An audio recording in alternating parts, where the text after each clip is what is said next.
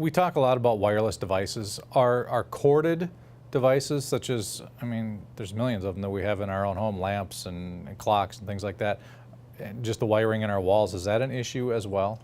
Yes, it can be.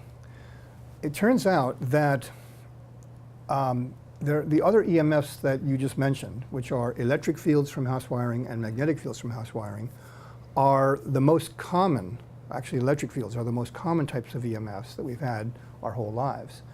Radio frequencies are coming up now because everyone has one of these devices, but still to this day in your sleeping area, everyone is exposed to electric fields to some degree.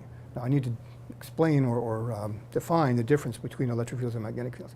It turns out that when you have electricity flowing through a wire, the fields that are generated by the flow of that electricity through the wire are both an electric field and a magnetic field at right angles to each other.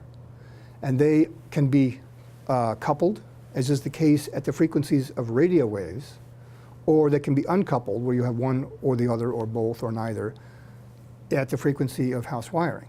It has to do with the near field versus far field. So the near field says, in the near field, these are uncoupled. And the near field is 3 wavelengths. And the wavelength at 60 cycles per second is 3,000 miles for one wave. So it's 9,000 miles till you get into the far field. So you're always going to be in the near field, which means you need a different meter to measure electric fields than magnetic fields.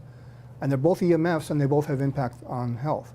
Magnetic fields are the carcinogenic EMF. They're the most harmful. They're not the most common. And there are 4 sources of magnetic fields.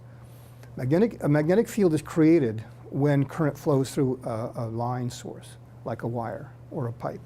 And when that happens, we know from physics that the electrons in the molecules of the air circulate in a clockwise fashion if you look from behind, in the direction that the current is going out to.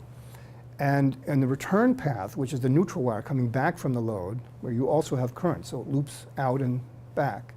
On the return path, the magnetic field circles the other way. It's counterclockwise. Okay, it's called the right-hand rule. We knew that from high school and college physics, Kirchhoff's law.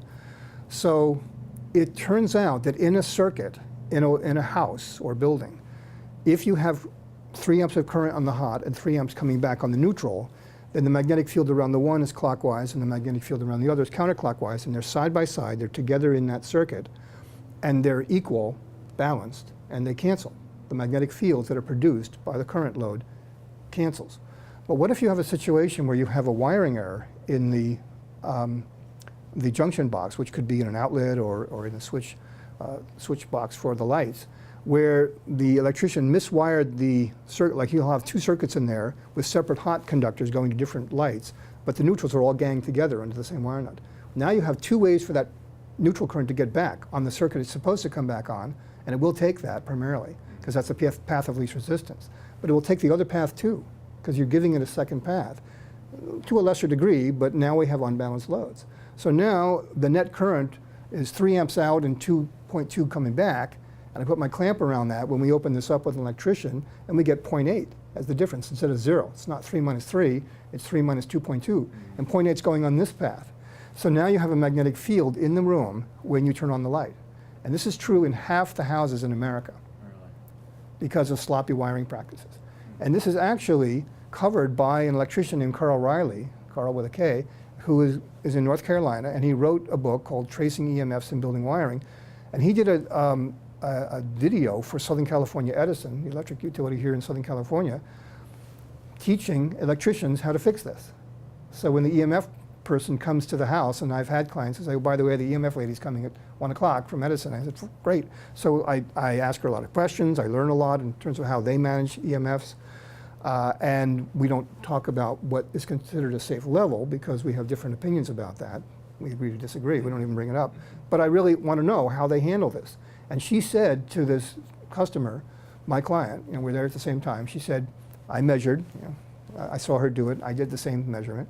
Your EMFs in your house are not from our substation across the alley there, and I knew that too, because my Gauss meter showed that the magnetic field at the fence diminished by the time we got to the alley, and then in her backyard, not a problem, but then we get in her house, she has high magnetic fields. When you turn the lights on, turn them off, they're gone. She noticed the same thing. She said, you have wiring errors. I knew that too. And then she said, I have something for you. I have this DVD from Carl Riley. She went and got it from the trunk. I said, Carl Riley, we use his material in our courses.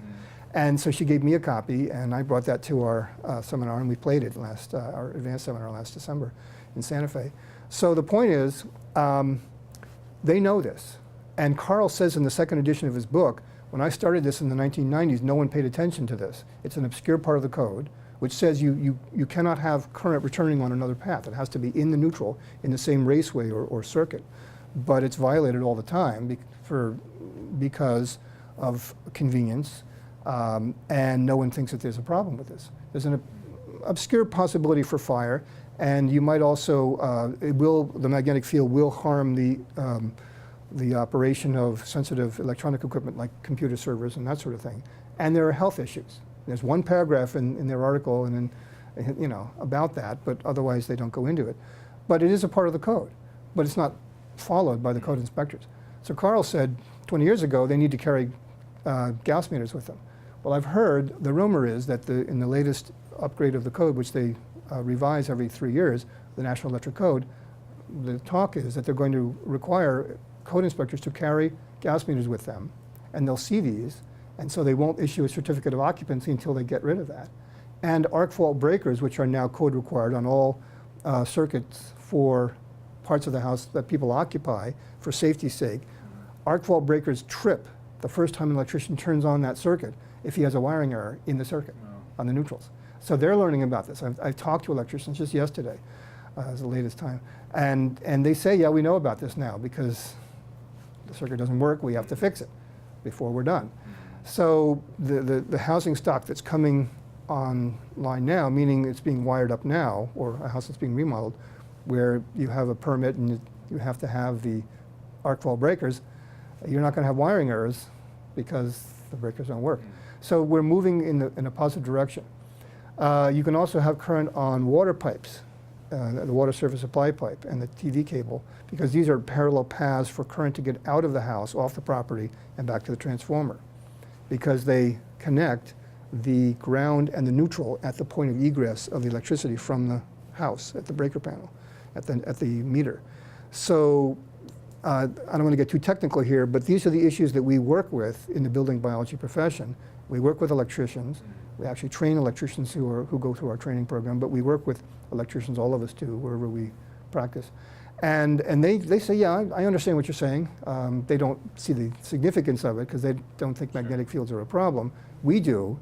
And we see every day in our practices how people feel better, their health improves when we find and reduce these fields. So I tell my clients, whatever symptoms you have, that's between you and your doctor, but we make no guarantees as to any claim of efficacy or improvement in your symptoms from what we do. But what we can say is, to the degree that your symptoms and disease process is due to the EMFs that we measure that are elevated, and to the degree that you can follow through on the recommendations that we make, that's the degree to which you can expect improvement. So that's magnetic fields.